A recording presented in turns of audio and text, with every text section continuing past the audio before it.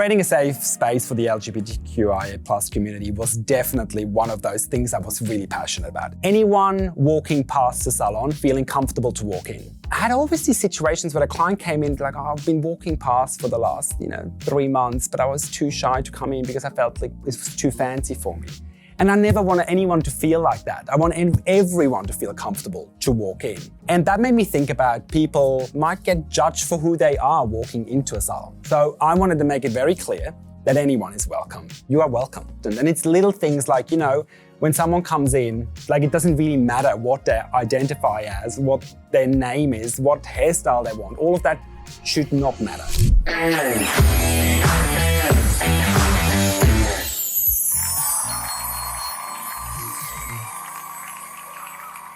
Welcome back to Can We Go Live Season 2. We are the late night hair and beauty professional. I'm Brayden Lee, your host, and we are here to pull out the stories from the industry's best, the innovators, the forward thinkers, the leaders, even the companies. Tonight's guest is none other than Alex Fuchs. Thank you so much for being here. Thanks so much for having me. I've done this intro a couple of times now, and I really want like one of those like switchboards with sounds where you can press a button and cue an audience. Little applause. Yeah. Yeah. But no, seriously, thank you so much for being here. Thanks for having me. Super excited to be here. And your name and lights? I know, it's so cute. And I've been watching your content, over the last year, and I've always loved it. Thank you. To now sit on this couch, it's super exciting. Thank you. Yeah, it's cool you're here. So we've got a lot to chat about, and I'm actually really excited to talk about some of the old marketing assets that we've got here. When I actually uncovered these, I was like, these are really chic. It's funny because I just sent you the Dropbox folder with all the images. Yeah. I actually didn't even look at them all. I don't know what you picked, what you printed. Well, I've actually, I've got all 50 pictures, and you can take those away with you as a souvenir. Got it all. And then I just selected some. So we're going to talk about these today because they're super chic. Hi, I'm Alex, director of Fuchs Hair, and I'm reading for They Said It, We Read It. Reddit user Split Justice says, my colleague cut a client's hair too short and the client asked me if I could glue it back on. What do some of these clients think? We're like Harry Potter or something? Hilarious. Not gonna happen. KM Color Master for Asia Pacific in October 2024. Like, what an incredible achievement, right? Yeah. Like, firstly, how did that feel? Yeah, it was good. It was wild. It's interesting. It was one of those roles, like, there's a beautiful friend of mine, Janine. She held that role for, I think, nearly 10 years for the Asia Pacific region for Kevin Murphy in color, literally since Kevin Murphy launched color. She had that role of being Asia Pacific color master, meaning, head colorist for the region, teaching at conferences, being part of collections, shows, launching new products, all of that. And I always loved her in that role. She's also was a salon owner back then. And I was always thinking, if there's a dream role for me, it would be that role. And then for some reason, that role became available last year, and I just went for it. You manifested it. I manifested it. And it was funny, it was kind of the right time to do it as well. We started obviously Fuchs Hair and went through COVID, all of that. Personally, I had some kids in the meanwhile, and now they've gone to school, and we've all fell into a routine. And then suddenly this role came up, and I was like, you know what? I already have a lot on my plate, but I think I'm just gonna go for it. And it worked out. But it was also an interesting experience because for the first time in my life, I applied for a job. I've never applied for a job. Never. That's a flex. It was the funniest thing because I was like, how do I put together a CV or a resume or reference letters? Like, it was a great experience actually to apply for a job. You got to be a tourist applying for a job. Yes, I was like, how do I do this? And going through first interview, second interview, third interview. So it was a cool thing, and ended up with the job. It's a contractor role, but it's been really great. When we were chatting on the pre-interview, we kind of touched on this, and you used the Kim K, like, get up off your ass and work. Work for it. And we were chatting about social media and how you kind of see the the outcome of all of the hard work. What actually went into that? Well, it's an interesting one because going into applying for the role, I got to a point, and I think that's probably the nice thing about once you hit your mid to late 30s, without giving away too much, you gain a certain amount of confidence where you go like, okay, you know what, I actually can go for this job. I feel confident going for this job. I've done all these things over the last 20 years of hairdressing.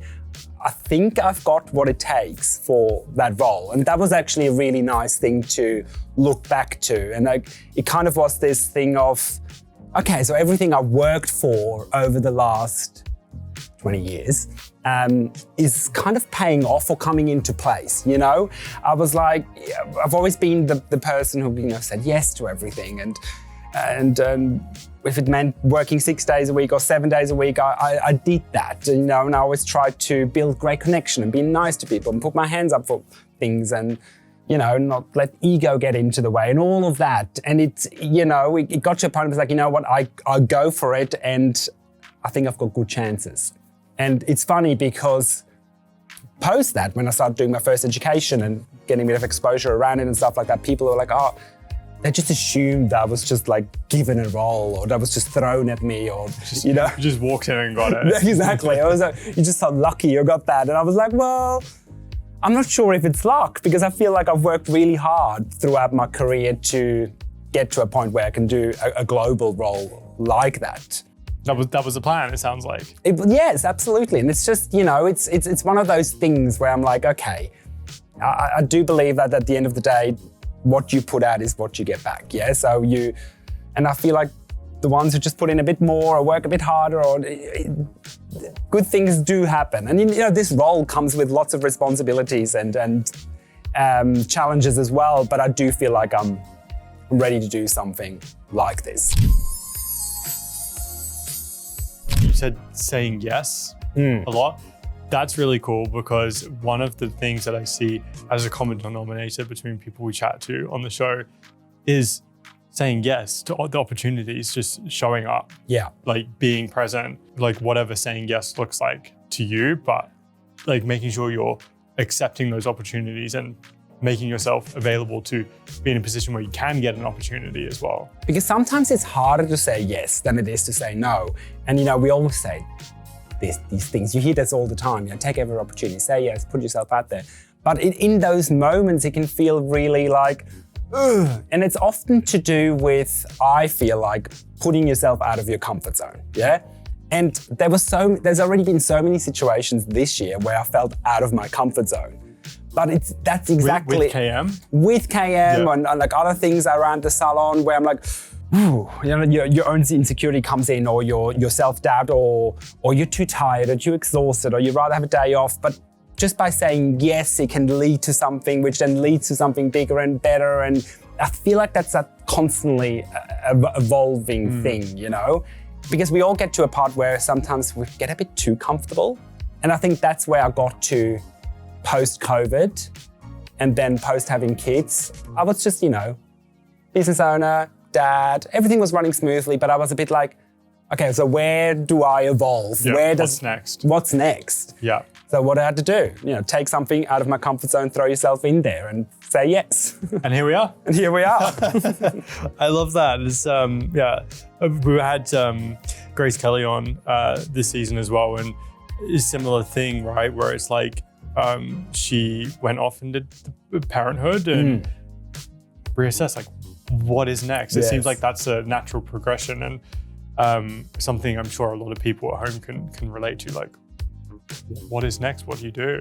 And sometimes, I don't know, that sounds a bit funny, but sometimes it's like, I had this moment of, where am I in all of this? You know what I mean? Of course, I love being a dad. I love being a business owner. I love my team. I love the salon. But I'm like, okay, so how do we take this again to the next level? You know, like, what can I do to inspire the team and profile the salon and, evolve my career? And that just seemed like the perfect opportunity to do so, because it just, I can bring so much to the table, but that role brings so much to me in my business as well. Like, it's opportunity. It's opportunity. Yeah. And just changing things up. And I think that's one of the incredible things in our industry we work in. there's so many avenues you can go down. You literally make your own avenue. Literally, if the avenue doesn't even exist, create it yourself. Look at this. And that's the incredible thing about hairdressing. I love it. And that's why I'm like, just go. You know what I mean? And I feel like sometimes you just have to enter your hustle area and just go for it. All right, we're going to take a real quick break. And while we do that, I just wanted to say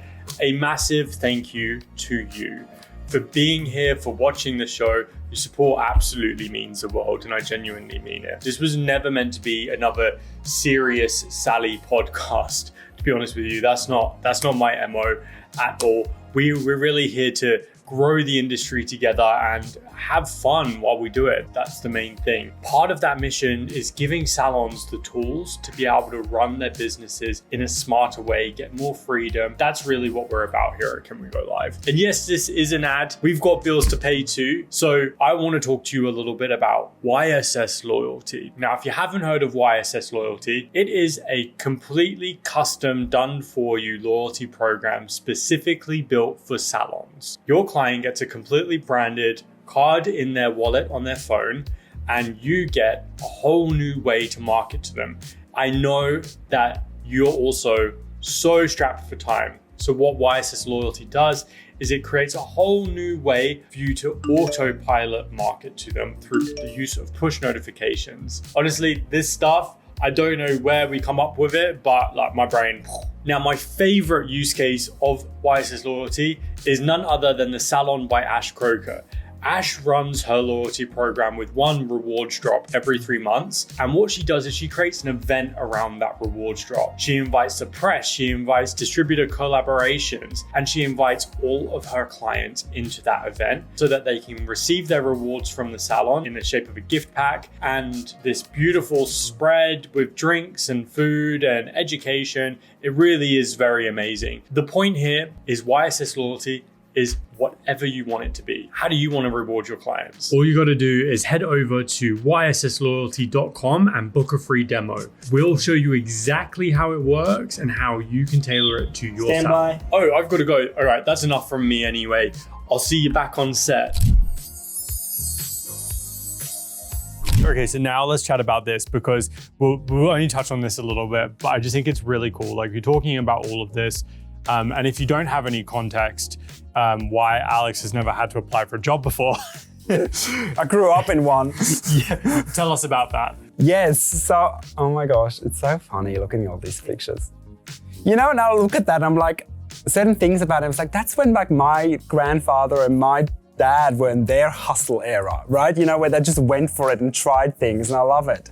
Look at all the carpet, it's so cool. It's so cool. Like, honestly, I feel like some of these pictures are 70s. It's really 70s. So that's actually my dad there serving coffee to his colleague Gabby, who still actually works for us, our salons in Switzerland. So yeah, so I come from a Swiss hairdressing family business. So that was my grandfather, it's like 70 years ago, started a little hair salon in a garage. So chic. So chic, and then grew it into a really big successful business. In the meanwhile, he had 7 kids, and out of his 7 kids, 4 gotten into hairdressing, including my dad, and created this big family empire of now 5 hair salons and an academy over in Switzerland, yeah. And so I pulled these out as well because I'm sure for the time this was super, super chic, and that's how you marketed. And then I reckon in the, like, maybe even 20 years ago, if you look back at this, you'd be like, oh, that's so 70s. But now I look at this and I'm like, this is so chic. Like, I actually love this marketing. I know, it's good. I'm actually like, who is this kid? Like, who is this kid? I don't know who it is. I don't know, but whatever. Look how controversial with the middle finger. Yeah, I know, but I kind of love it. Like the whole look and feel. It's like people pay a lot of money to like look like this now. Okay, fun fact. My dad drew this. Really? Yeah. And then that became then the second logo. And then that was the logo they had for years and years and years. And he partially drew that too. It's awesome. Yeah, very funny. So yeah, I think it was Panorama Coiffure because they had this location where you could see the mountains and the lakes. And that salon still exists there. It's really pretty. And then they changed it to a bit more, Fuchs hair team. So cool. And then the last one I wanted to race was this one. hairdos? I was like, I'm pretty sure I've seen some of these entered in this year's AHIAs. You said it. You read it. Yes. You got it right. I know, I got it right this time. But you can see things always come back. Yeah, I mean, totally. that one's really interesting. Could have been done a bit more seamlessly. I mean, that's quite a vibe. You could, shag it up and make it a bit more modern. There's not a hair out place on that one. That one, I mean, yeah. Very cool. Creative. Very, very cool. So yeah, that was kind of like we're talking about where you are now, KM, but then just a moment like looking back on that, that's pretty rad. Like that's some severe family history there. Like Yes. all kind of compounding into building this like heritage business. So Yeah. very cool. How did the family make the way and then open Fuchs Hair here in Sydney? By the time I left, I went through school and I was that kid at after year 10 was like, I want to go and work. I'm not someone to study, I want to go and work, and did my apprenticeship with my dad and his siblings in their salons, which by then was really well established. But it was one of those things, when you go to TAFE, you're like, you're the young Fuchs, are you part of that salon? And I always was, and loved it and had the best apprenticeship and enjoyed working in that team over there. But it's funny, once I finished the apprenticeship and was obviously heavily involved in the family business over there, I felt the urge of moving away and doing kind of my own thing and finding my own little feet in all of it, which is funny because that's also a family tradition. Like my uncles did it, my dad did it. They all moved overseas for a couple of years and then went back into the family business and eventually took over.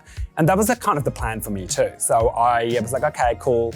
I would like to do something overseas, big global city, ideally English speaking. And through the product supplier we use in Switzerland for all 5 salons, like the colour brand and retail brand, this opportunity for Australia came up. And it was this, they're like, okay, we just launched a colour system in Sydney or in Australia, and they need an educator, someone who understands it.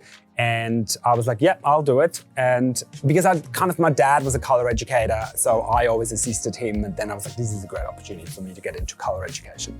But I was like 21 and literally hopped on a plane with a suitcase and arrived in Sydney, and Dad and I did some colour workshops.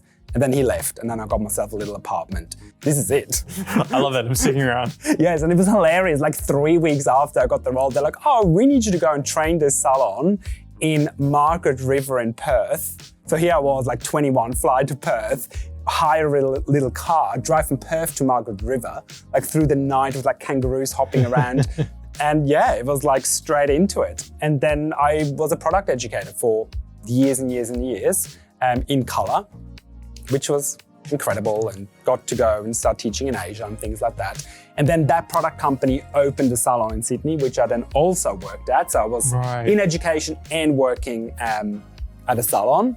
And again, that was incredible. But then it got to a point where like the Swiss were like, you're gonna come back, or what's the deal? Like, we shot ourselves in the foot here. Yes, we should.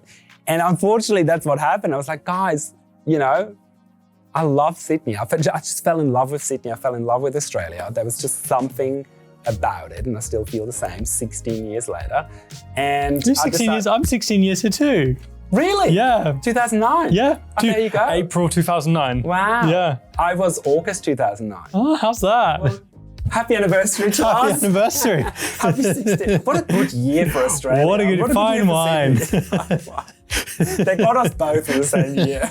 Lucky you. Lucky you. Anyway, and then I stayed. And then there was another funny moment because Mum and Dad. So Dad did the same thing I did, but he went to Cape Town in South Africa in like mid-80s, early 80s. And went and worked for this Swiss hairdresser in Cape Town. And Mum was working at that salon. Anyway, they fell in love, they got engaged. Dad had to go, went back to Switzerland to take over the business. Mum went with him. And that's when they said, we will always go and retire in South Africa one day. So anyway, because then by that point I was living in Sydney, my sister did the same thing after her apprenticeship with my family. She also came to Sydney to work here, also decided to stay. So that's when Dad went, okay, 2 kids living in Australia. We're definitely not going to retire in South Africa. Let's retire in Australia, but maybe we should open a salon there. So salon number 6 for Fuchs hair team. Let's open that in Sydney, which then allows me to go over there and allows Rebecca and Alex to open a salon, part of the company. And then the rest is history. And then the rest is history. So that happened like 6 years ago. Wow. I am imagining that so many of those, family values and that like tradition came into that salon. But now we're in, 2025, the world's a very different place, and you're steering the helm now. How have you guys brought in, modern values? Like, for example, you guys have quoted creating safe space for like LGBTQ plus clientele. Like, talk to us a little bit about that and how that rolls down into your team. Yeah, and I think that's been the really beautiful thing is, once we opened here and a couple of years ago, we kind of separated the 2 countries, businesses, but still with the influence and the friendship and the family between each other. But I think that was the beautiful thing was, once kind of in charge, you could start putting your own values in and change things around and give a fresh perspective to that heritage business, because at the end of the day, they gave me so much or us so much in regards to the foundation, how to run a business financially, structure, how to treat staff, how to navigate all of that. But then I felt like I could offer new things to them. Yeah. And creating a safe space for the LGBTQIA plus community was definitely one of those things I was really passionate about. And it was really about anyone walking past the salon feeling comfortable to walk in. Because in the early days, the salon looked quite upmarket from outside, I had always these situations where a client came in like, I've been walking past for the last, 3 months, but I was too shy to come in because I felt like it was too fancy for me. And I never want anyone to feel like that. I want everyone to feel comfortable to walk in. And that made me think about people who might get judged for who they are walking into a salon. So I wanted to make it very clear that anyone is welcome to come in. And that's where we really focused on gender neutral pricing, simple things like gender neutral bathrooms, popping a rainbow into your windows, popping rainbow stickers around your stations, because that makes a difference. It does, and it instantly indicates you are welcome. Yeah, 100%. Yeah. And I think that is so important. And it's little things like, when someone comes in, you do your consultation, and then you hear like people whispering, what gender are they? What sexuality are they? I mean, that was very important to me that does not happen in our salon. I don't want to hear a thing of that at any point. Like, it doesn't really matter what they identify as, what their name is, what hairstyle they want. All of that should not matter. Particularly for someone that's probably already slightly hyper aware of, being somewhere new. Yes, absolutely. And and just making it clear to them, to anyone, being like, hey, you are welcome here. I felt like this multiple times in my life where, I went into an environment where, I don't know, do I feel blokey enough? Or are people staring at me because I'm wearing or because of my hair color or whatever? And I was like, no, what bit can I do to eliminate all of that? Yeah. And it was a really important thing. And I hope, and I know that I inspired the Swiss businesses to do the same thing over there. And that's, as a country, a bit more traditional. So. Yeah, that's really amazing how that timeline has then manifested into now this bustling, booming business in Sydney, which is, super welcoming, driven by values, but values that are built on top of this foundation of history. Like, that to me is just so cool. Yeah. I bet you're very proud. Yeah, I am. And it's a really beautiful thing to combine these things together, And as I said before, it's about evolving the business too, and going with the times. I mean, I do think it's a very different world post-COVID than it was before. Yeah. And having those conversations and making a point. And we've got that opportunity. We've got businesses on busy main roads. Like, sometimes you just have to put your personal views out there and say, you know what, that's what I stand for the future. 100%. And that attracts, the right clientele that share those values too. Absolutely. And it comes to simple things like the way you price everything. You know what I mean? All of that should not be based on your gender. It should be based on how much time it takes you to perform that service. So it doesn't really matter who sits in the chair. Which then goes back into the client experience and that perfect client experience. Exactly. Yeah, absolutely. So no, that's been a really exciting thing. And things around sustainability and using natural warming environment to make clients feel comfortable and feel warm. And for me, it was very important that clients feel like they're coming to a family business. And if it's a family business, I do think that sometimes you have to pour some of your family into that business so it feels and looks like that. 100%. Alex, we are running a competition, as you so kindly contributed. So the competition, if you want to sign up, which I definitely recommend you do, we have 30K in prizes up for grabs. All you need to do is comment on any of our posts with the word makeover, and you will get a DM, and you just need to give us your email to complete the sign up. Alex, would you please do the honors of reading out the next contribution in our prize pool? I would love to. What could it be? I wonder. What could it be? Perfect. This prize is a one-on-one business coaching session for 30 minutes with myself. The topic can be completely what you want it to be. So for example, a 30-minute consultation on how to create an incredible client experience, or on how to really polish up your team culture and get that high-performing team within your salon. Thank you so much for that contribution. Honestly, very, very cool. That is all we've got time for today. Thank you so much for joining. Alex, where can people find you? On Instagram, my personal Instagram, Alexander Fuchs _. Fuchs is Fuchs, otherwise Fuchs Hair for the salon. Thank you so much. Adios. See you next time. Thank you.